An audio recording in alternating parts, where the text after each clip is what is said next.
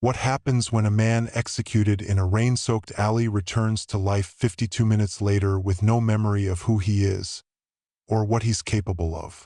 You won't believe how his resurrection flips the balance of an entire universe. The rain hammered down on the cracked asphalt of Sector 7, turning the streets into rivers of shimmering oil slicks under the flickering orange glow of broken streetlights. It was here, in this forgotten corner of New Chicago, that they killed him. A single gunshot echoed through the alleyway like thunder, silencing the chaos momentarily before it erupted again.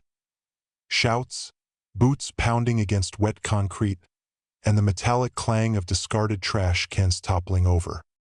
He fell to his knees first, then forward onto the cold ground, his blood pooling beneath him, mixing with the grime of decades-old neglect. But something wasn't right. Not about the man who had just been executed, or so everyone thought. For starters, there was no name attached to him. No records existed of his existence beyond whispers among those who dared speak of the anomaly. And now, here he lay, dead, or so it seemed, with only the relentless rain bearing witness to what should have been an end. Yet deep within the recesses of the sprawling metropolis, alarms began to blare. Monitors blinked red inside secure facilities far removed from these squalid streets. This death wasn't supposed to happen, not like this. We only just scratched the surface of this story, but trust me when I say it gets even more intense.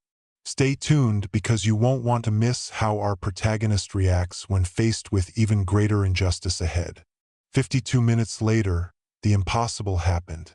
The body twitched once, then twice, before rising slowly, unnaturally, as though gravity itself hesitated to hold him down any longer.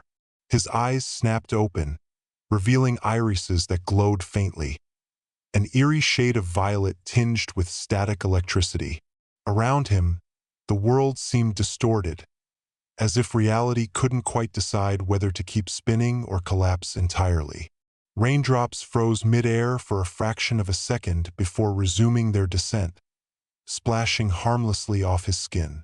His mind raced, fragmented memories colliding like shards of glass scattered across a battlefield. Who were they? Why did they hunt him? More importantly, why couldn't they kill him? Questions burned brighter than the pain still lingering in his chest where the bullet had torn through flesh and bone. But answers would come later. Survival came first. With mechanical precision, he scanned the alleyway, cataloging every detail. The discarded cigarette but near the dumpster, the faint scent of ozone clinging to the air, the faint hum of surveillance drones hovering unseen above. Movement caught his attention.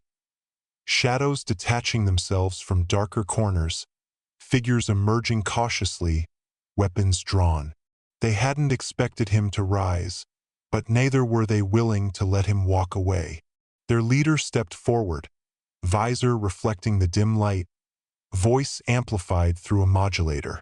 "You're not supposed to exist anymore," she stated flatly, raising her weapon.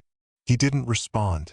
Instead, he moved, a blur too fast for human eyes to follow. When he stopped, 3 assailants crumpled to the ground, incapacitated but alive. The woman cursed under her breath, barking orders into her comm unit. Reinforcements were inbound. Time was running out. We're teetering on the edge of the climax already. What happens next will turn everything upside down. You can't afford to miss the resolution of this story. The chase began anew, weaving through labyrinthine alleys and abandoned warehouses, each step echoing louder than the last. Every move felt deliberate, calculated, yet instinctual, as though some part of him remembered doing this before countless times over. He vaulted over chain-link fences, slid beneath collapsing scaffolds, and disappeared into shadows thick enough to swallow sound itself. Behind him, pursuit intensified. Drones zipped overhead, firing non-lethal rounds designed to incapacitate rather than kill. Each shot missed narrowly, ricocheting off walls and sparking showers of sparks. As he ran, Fragments of memory surfaced. Flashes of sterile white rooms filled with humming machinery, voices discussing probabilities and anomalies, hands pressing electrodes against his temples. These weren't ordinary recollections. They were pieces of something larger, something buried deep within his neural pathways. Was he human, or something else entirely? The question gnawed at him, driving him forward despite the fatigue creeping into muscles unaccustomed to such exertion.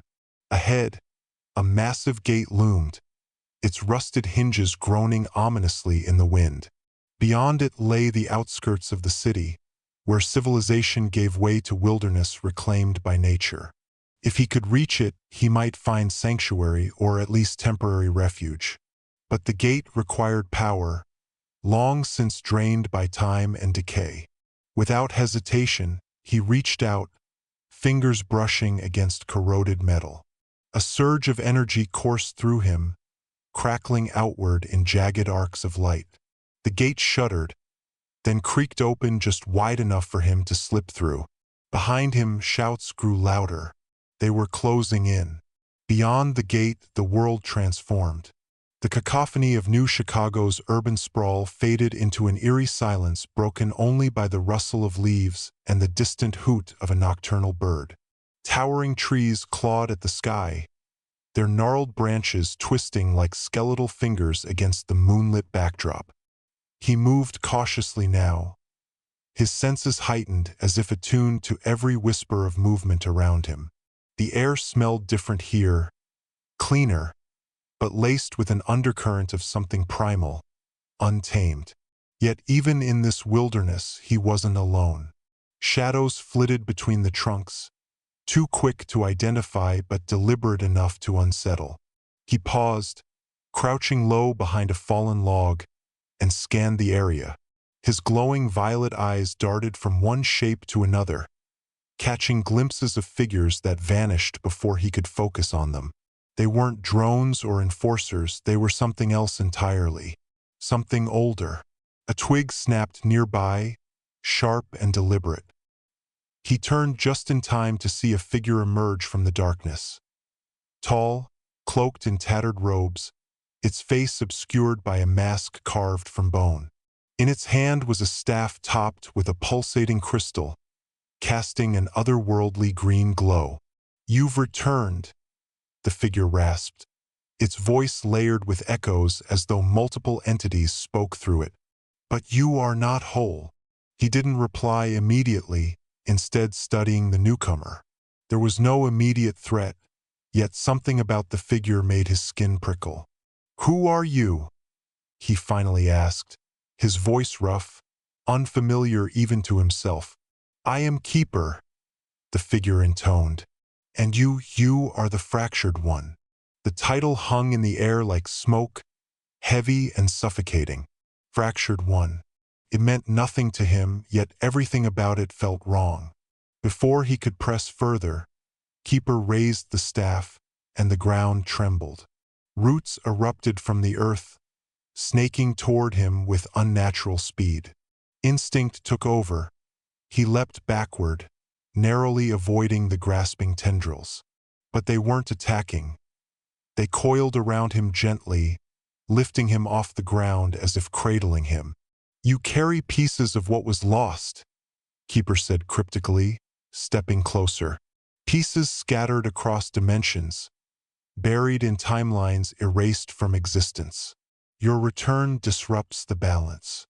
"What balance?" he demanded, struggling against the roots. "I don't even know who I am." Keeper tilted its head, the mask's hollow eye sockets seeming to pierce through him. "That is why we must guide you. Follow the veil's path, it will lead you to answers. But beware, others seek what you hold within. They will stop at nothing to claim it." Before he could respond, the crystal atop the staff flared blindingly bright. When the light faded, he found himself standing alone in a clearing, the forest eerily silent once more. Keeper was gone, but the words lingered, etched into his mind like scars. The veil's path. What did it mean? And how could he follow something so abstract? The next morning brought clarity, or at least the illusion of it. As sunlight filtered through the canopy above, he noticed markings etched into the bark of nearby trees, symbols unlike any language he'd ever seen. Each glyph pulsed faintly, resonating with the same energy that coursed through his veins. Touching one sent a jolt through his system, and suddenly, a map unfolded in his mind. An intricate web connecting points of interest scattered throughout the wilderness. His journey began anew, guided by these strange waypoints. Along the way, he encountered remnants of civilization long abandoned, crumbling statues half buried in moss, ruins of structures whose purpose eluded him, and fragments of technology fused with organic matter. These artifacts seemed alive, humming softly when he drew near. Some responded to his touch, projecting holographic images of events he couldn't comprehend. Wars fought in skies filled with fire, beings of pure light descending from rifts in reality, entire cities swallowed by voids. Each discovery deepened the mystery surrounding his identity. Was he a soldier, a scientist, or something far more dangerous? The questions multiplied faster than answers, each step forward unraveling new threads of confusion. Yet amidst the chaos, one truth became undeniable. Whatever he was, it terrified those who sought to control him. By the third day, the terrain grew treacherous. Jagged cliffs loomed ahead, their peaks shrouded in mist. At their base lay a chasm spanning hundreds of feet, its depths lost in shadow. Crossing it would require either wings or divine intervention, neither of which he possessed. Frustration bubbled beneath his surface as he paced along the edge, searching for a solution. Then he spotted it. A narrow bridge suspended precariously over the abyss, its ropes frayed and wooden planks splintered. He approached cautiously, testing each step before committing his weight. Halfway across, the bridge groaned ominously, swaying violently as if protesting his presence. Just as panic began to rise, a deafening roar split the air. From the mist below emerged a creature straight out of nightmares. A serpentine beast with scales glinting like obsidian and eyes burning with molten fury. Its massive jaws snapped shut mere inches from his feet as he scrambled backward. "Crossing isn't permitted," a voice called out mockingly. Turning, he saw a figure perched atop a nearby rock. A man dressed in patched leather armor, grinning wickedly. "Not unless you pay the toll." "And what might that be?" he growled, gripping the nearest plank defensively. "The truth," the man replied, drawing a blade.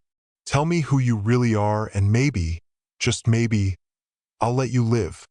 The standoff crackled with tension, rain beginning to drizzle again as if nature itself sensed the impending conflict. The man lunged first, his movements fluid and practiced, but he countered with reflexes honed by instinct rather than training. Metal clashed against makeshift defenses, branches torn from the bridge railing, as they exchanged blows. Each strike sent splinters flying, weakening the already fragile structure beneath them. Despite his opponent's skill, there was something off about the fight. The man's attacks lacked conviction, his taunts growing increasingly desperate.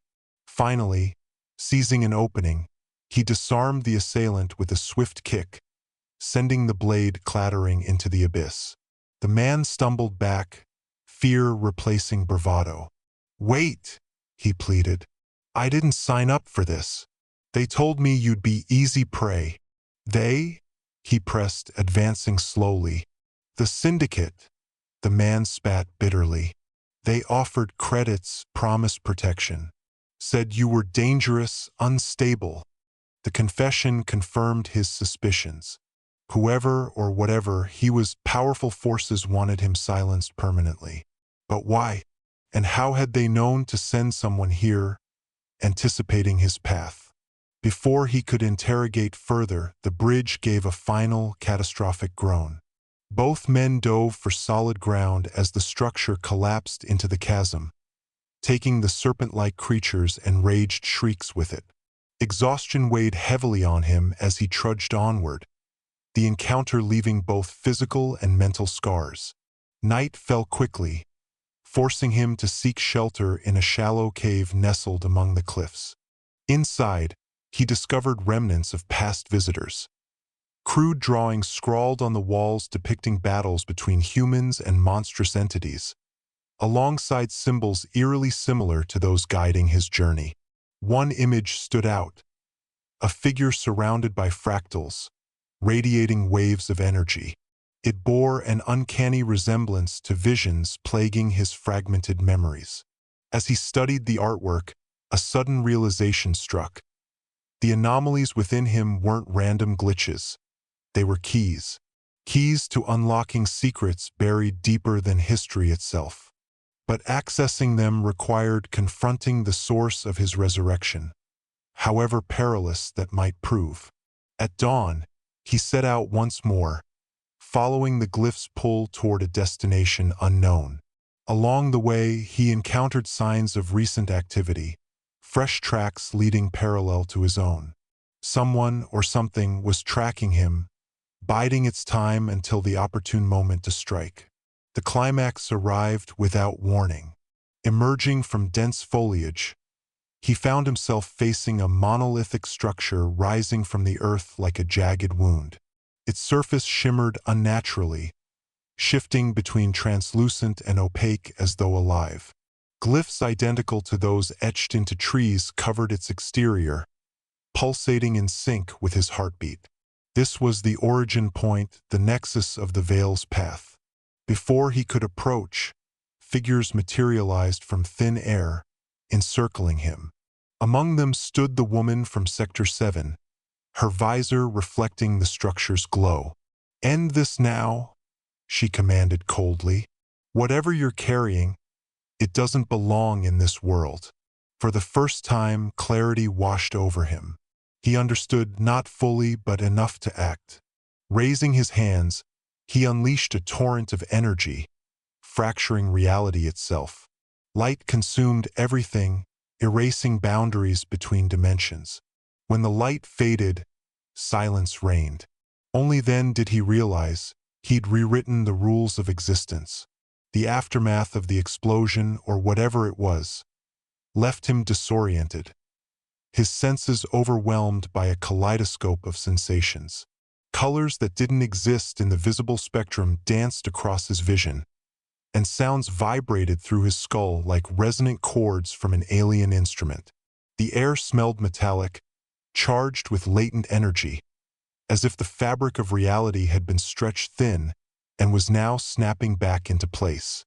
He stumbled forward, each step feeling heavier than the last, until he collapsed onto hands and knees, gasping for breath.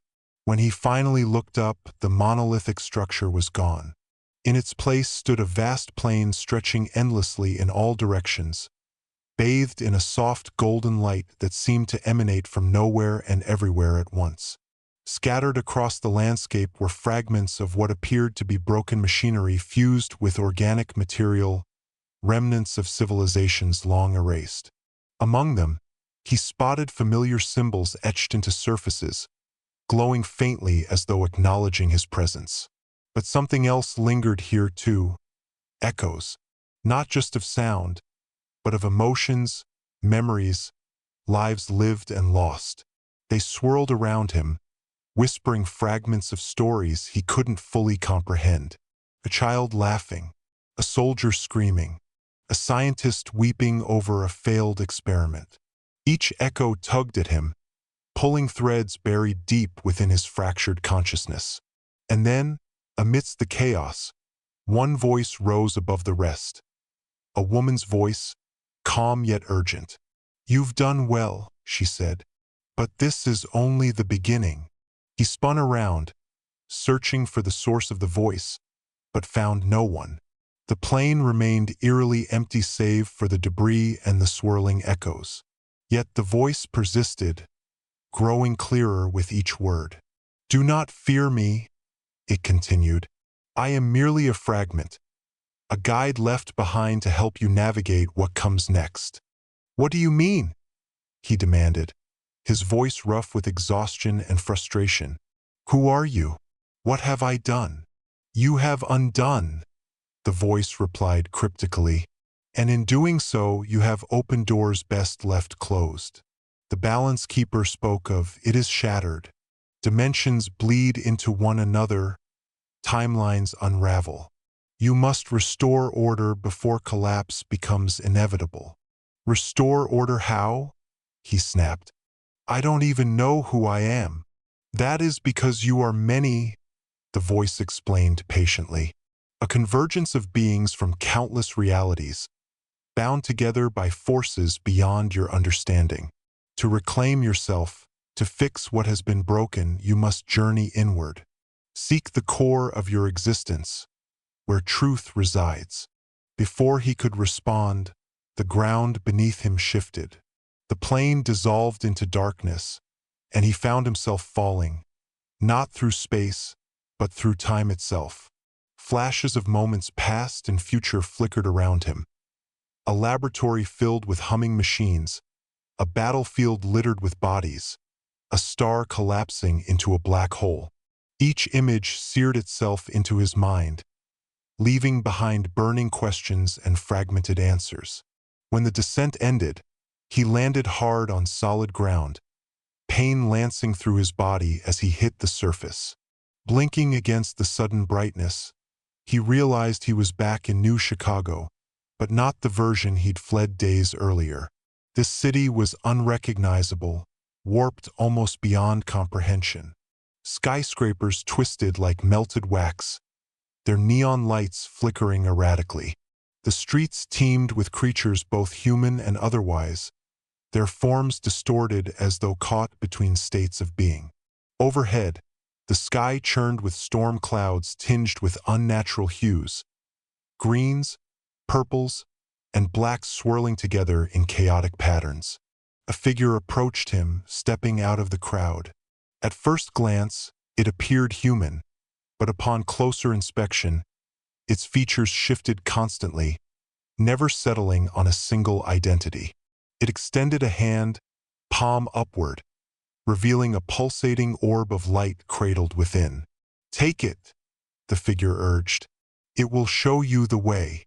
Hesitant but desperate for answers, he reached out and grasped the orb. Instantly, visions flooded his mind. Images of places he'd never seen, people he'd never met, events he couldn't possibly remember. But woven throughout these disjointed scenes was a recurring motif. A door. Always locked, always guarded, always tantalizingly close yet impossibly distant. The door between worlds, the shifting figure murmured.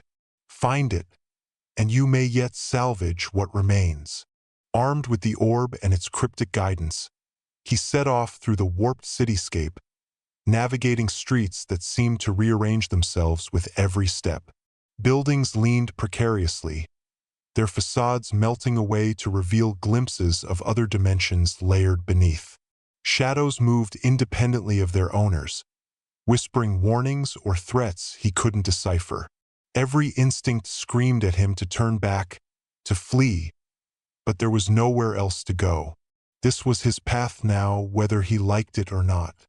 His search led him to a massive structure at the heart of the city, a cathedral-like edifice constructed entirely of mirrors. Its spires reached toward the turbulent sky, reflecting infinite versions of the distorted world around it. As he approached, the doors swung open silently, inviting him inside. Stepping through, he found himself in a labyrinthine interior, walls shimmering with reflections that weren't quite right. Some showed alternate versions of himself. Others depicted strangers whose faces bore fleeting resemblances to his own. At the center of the maze stood the door between worlds. Unlike the rest of the mirrored cathedral, it was solid and ancient, carved from obsidian and adorned with intricate runes that pulsed with the same violet light as his eyes.